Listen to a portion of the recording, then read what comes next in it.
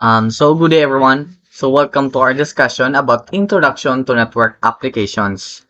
So this is an overview of the role and significance of network applications in the modern digital landscape. So with that being said, let's dive into our discussion.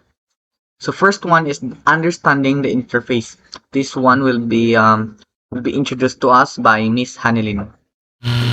So, good afternoon everyone. So, ang topic na akong i-discuss was all about understanding the interface, and second is importance of a seamless interface.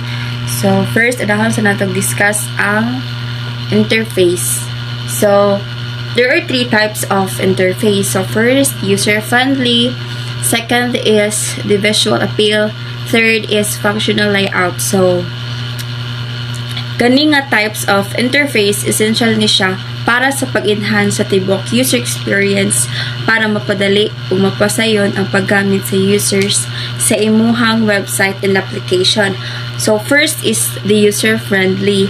So, like for an example, sa Facebook, dali ra siya makita kay naa siya'y logo or icon sa home. So, if ever man, dili kaayo kabalo mag-Facebook or wala kayo siya nahibalan sa social media. So, dali na siya makita kay na siya icon or logo.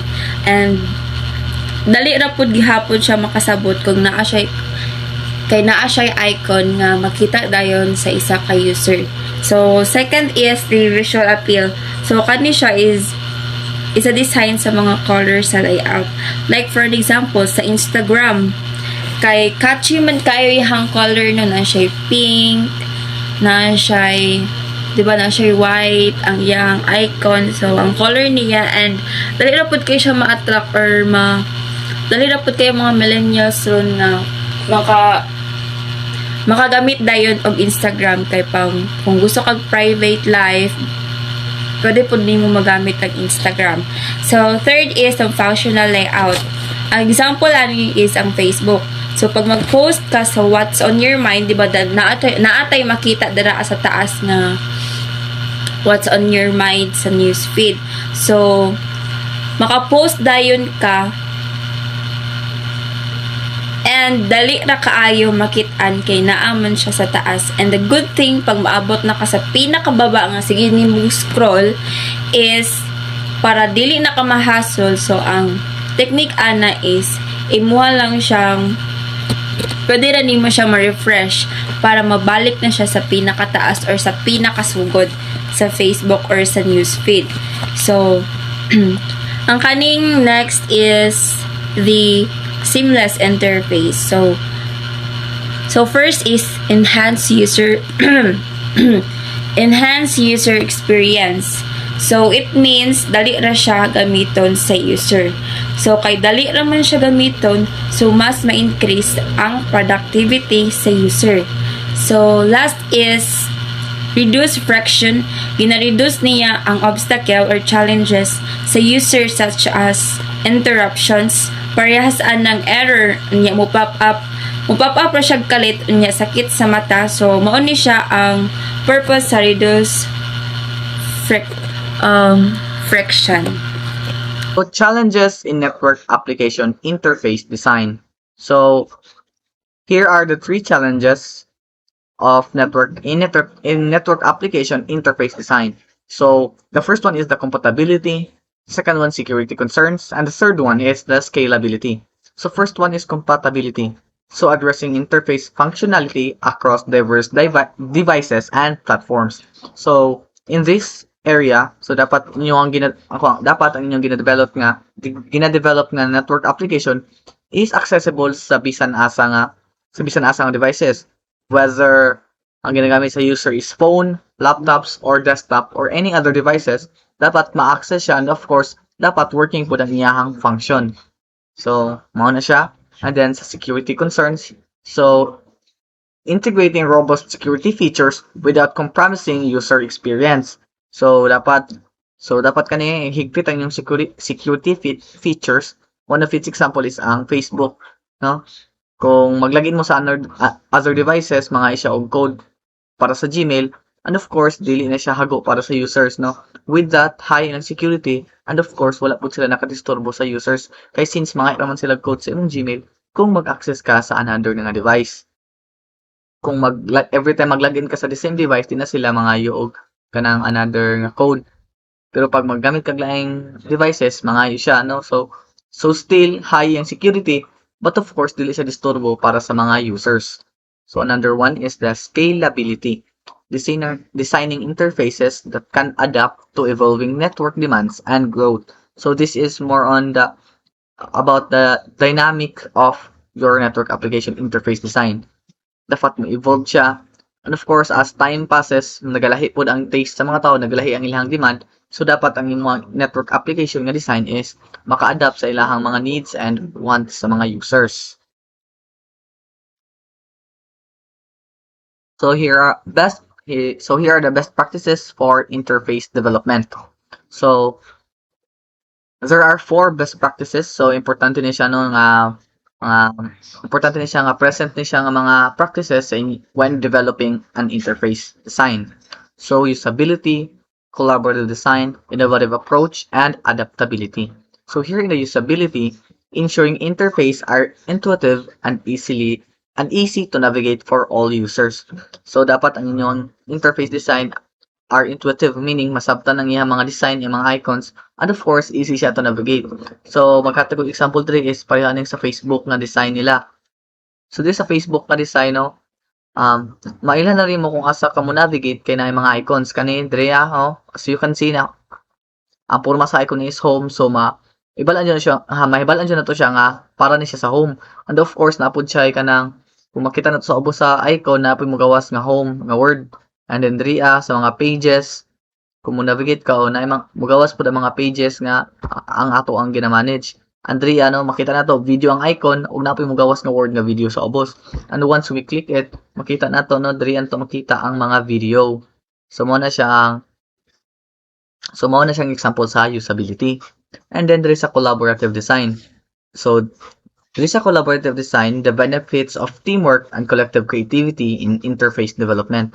So diri mas ginabutangan og essence or emphasis ang teamwork. So dapat gyud kung mag-develop mo og inyong interface, dapat mas maayo gyud nga dili lang maginusara na may kauban kung mag-develop ani para mas mapapaspas og of course mas sayo ng inyong pag-develop kay naay mo suggest og naapil mo point out kung asa pang mga kulang sa inyong system. So, and next is there's an innovative approach, embracing creativity and fresh ideas to push the boundaries of interface design. So, diri innovative approach meaning mag-research mo, magkuan mo kung unsa ang sakto nga design karon, unsa ang sakto nga design karon nga trend, unsa ang taste sa mga tao in this modern era. And i-apply ninyo nga practice sa inyong interface design para mas maganda pa yung user nga makik-interact sa inyong interface. And the next one is the adaptability. Designing interfaces with flexibility to accommodate evolving user needs and technologies. So, connected ka po na isa sa itong gingon pinakauna no nga, dapat inyong gina-develop na interface is dynamic. Meaning, maka-adapt siya in any changes na mahita po sa mga tao. Because we all know nga, gadagan ang oras and with that, nagailis-ilis po ang change o mga needs sa mga tao.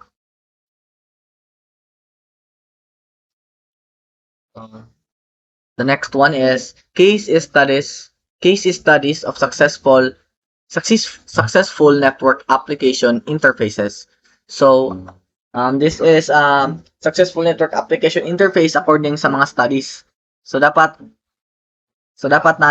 naagya po ni ng mga kuan sa tuang interface design, naagya po ni siya ang data visualization, personalization, and accessibility.